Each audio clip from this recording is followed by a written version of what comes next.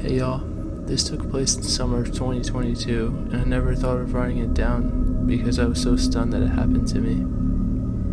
Every summer in my city, me and my friends like to make small campfires and chill in secluded areas. We do this because we don't want to drive an hour to an actual campsite and pay the fee to do so. There also happen to be pretty spontaneous, so it's nice last minute hangout to do. There's this one spot near my friend's house that's located by the river, and it's really nice because no one usually goes there.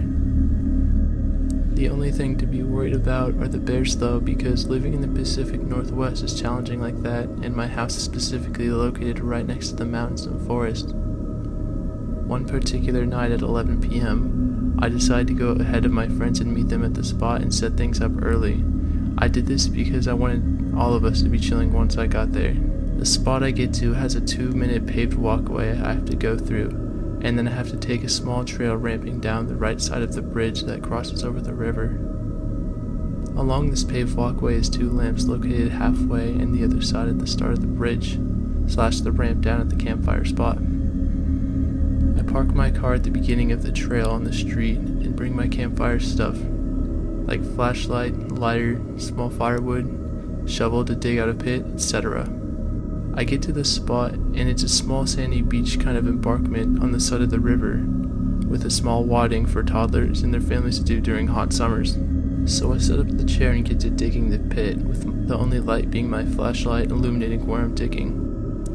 I'm also just shoveling the sand right next to me, nowhere near the water, but all of a sudden I hear a loud splash. A splash so loud that it can only come from something equally large, like a 2-handed sized rock. I'm confused because I swear I'm not throwing my sand into the water, even though I'm only a few feet away. I shine my flashlight at the water but don't see anything, so I kinda just brush it off thinking I'm just hearing things. But as I keep shoveling a bit more, I hear another loud splash. And at this point, I think it's falling from above because logically something must be falling into the water. I point the flashlight above the water where some trees are, above the river, but I don't see anything big enough to make the splash. So, as I keep digging with my heart rate kinda going up at this point, I hear a rustling past the arch where the bridge goes over the river. I quickly grab my light and shine it towards where I heard the rustling, and I call out, "Hello?" No response. In my head, if it was a bear, I should be getting out of there immediately, but there was no bear, or signs of anything for that matter. So I tell myself I'm just hearing things now, because I've seen horror movies before in my mind, and it's playing tricks on me. But I hear that noise again, and it clearly sounds like leaves being rustled, so I shine my flashlight over to the area again. And as I focus my eyes towards the illuminated area, I see a naked back of a man hunched over. I was kind of frozen in anxiety and stress because honestly, of all the things I was to see, I didn't think I'd see the naked back of a man. From the quick analysis my brain could muster up, he looked to be in his mid-40s, shaved, not bald, and medium-ish build, like a mix between chubby and built. As I had my flashlight staying on his back, he started to stand up, and the first thing I noticed that was he wasn't wearing any pants either.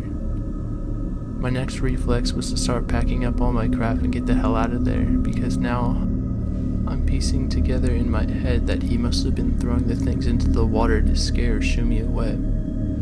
So after using my reflexive deductive skills, I proceeded to speed walk out of there with all my stuff. I'm carrying all my things with me and briskly walking up the small ramp, and I'm on the paved path now out of the forest. I can feel my heart beating out of my chest, and I'm frequently looking back to make sure I'm not being followed. I'm in Crocs, mind you, so I'm hoping that if I have to book it out of there, I'd regret not being in sport mode from the get-go. I make it to the halfway point, and I sense that relief starts setting in, knowing that I made it out safely in this very scary situation. But as I check behind me for the final time, I see something. Slowly creeping over the ramp is the naked man crawling on all fours, as if he was a primate walking. His head was positioned toward me, looking at me as he made his way from the middle of the paved walkway. He slowly gets up from his stance and starts standing on his feet, and positions his body to face me. After setting himself into this new position, the man starts running towards me. I book it. I run as hard as I can down the path. My flashlight jumped out of my pocket and I lost it, but I couldn't care less, because this whole naked man chasing me at 11 p.m. at night in a secluded forest. I looked back for a split second and the man was still running towards me, still completely naked. He could have my flashlight for all I care. I wanted to make it out of the situation alive. I finally make it out of the forest, and I run to my car, which is only 30 feet away from the end of the forest. And like a classic horror movie, I fumble trying to get the key fob to unlock the door. I actually drop my keys and quickly think to myself, I'm actually dead. But I brush the thought off and pick them back up. I get my fob properly, unlock my doors, and throw my things in the back seat before getting into the car. This felt like an eternity, but in hindsight, the most it took was probably 5 or 6 seconds. As I try to guide my key into the ignition, I am fixated on the end of the paved path that I was at just a few seconds ago, waiting to see if the naked man was coming still. I feel my key go into the ignition, and as I switch my sights onto the road in front of me, I zoom out of the area as fast as possible. As I drive away, I'm a good 30 seconds from the location of the horror that just took place. I get a call on my phone, and with my friends calling me to ask if I made it to the spot yet. And all I say to them is, "Guys, do I have a crazy story to tell you?" They pull up to my house because, again, it was actually decently close to the campfire area, and I tell them the whole story the way that I told you just now. They swear that it was none of them trying to play a prank on me or anything like that, and I also knew none of them would try to full sprint at me like that. But as we were just talking out in the front of my house, there's a college student who looks like he's walking home that's going towards the direction of where I encountered the naked man. I just yell out to him, "Yo, be careful, there's a naked guy chasing me on the bridge," and crosses over the river. He responds saying, "Oh damn, really? I gotta go over to that bridge to get home." All I tell him is, "Good luck, man."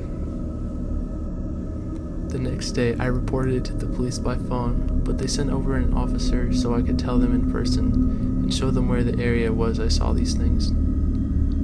When we went to see where I initially saw the man's back hunched over, they said they didn't see any trace of anyone being there previously, but the officer said they would make note of it anyways in case it happens again.